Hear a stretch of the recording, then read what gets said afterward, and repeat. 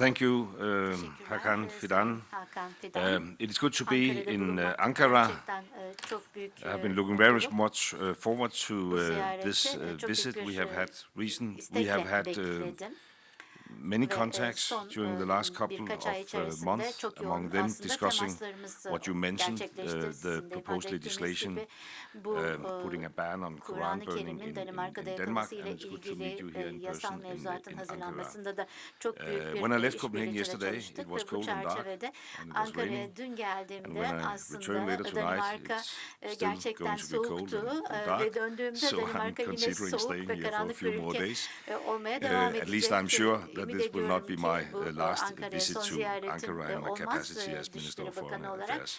I really appreciate the conversation we just have had this afternoon, you and me, alone tête-à-tête.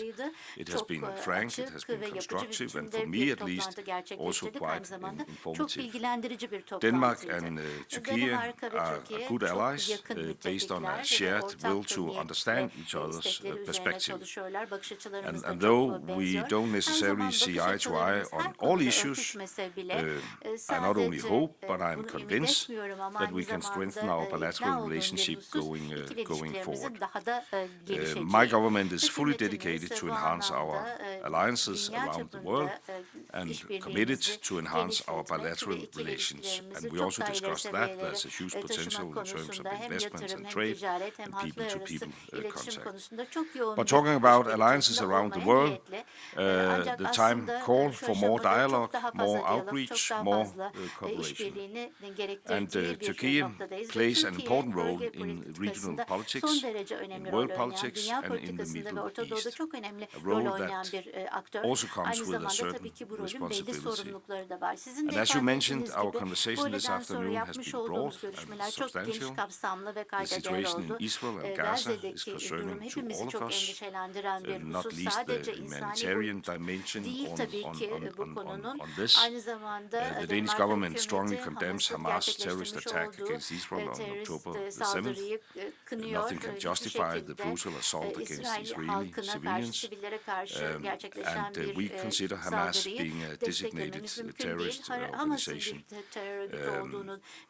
and with good reasons, I believe. We are not necessarily agreeing on all aspects about this, but we are agreeing that we should now spend more efforts in dealing with the humanitarian crisis. We should ask for humanitarian corridors, and we should also find ways to re-energize the peace process, because at the end of the day, we should all try to achieve a two-state solution, what will be the precondition for a lasting and sustainable peace. We are concerned about the situation. And that's why the Danish government have decided to step up our humanitarian assistance to the civilian population in Gaza last week. That's why we are satisfied that the European Union has tripled its humanitarian assistance, and that's why I am pleased that the European leaders, as late as yesterday evening, emphasized all this and also called for a peace summit in a foreseeable future.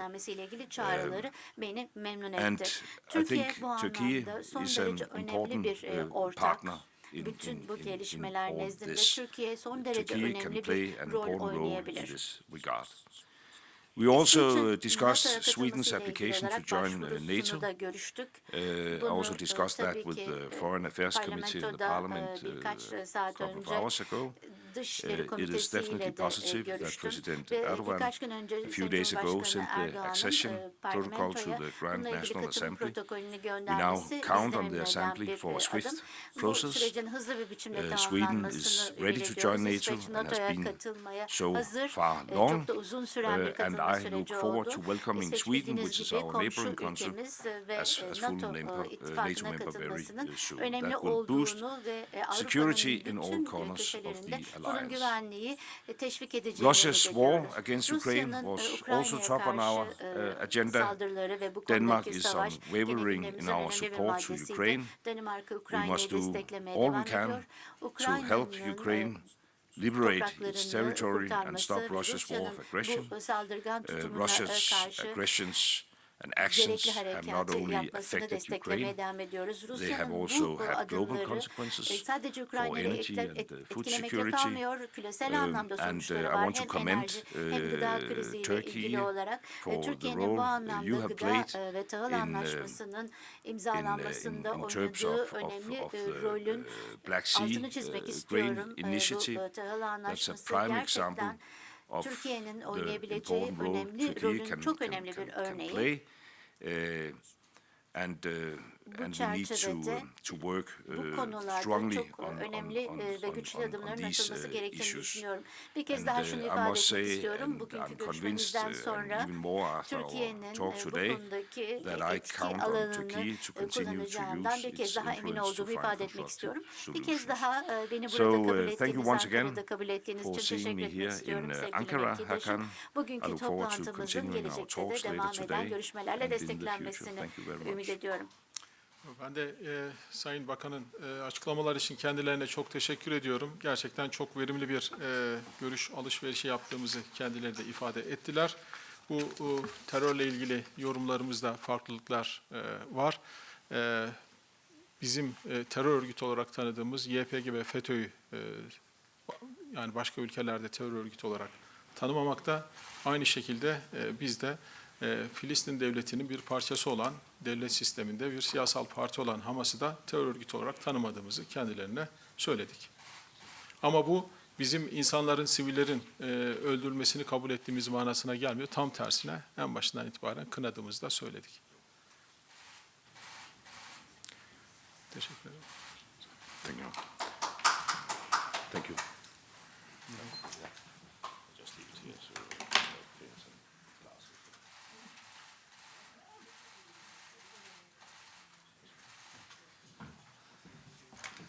Someone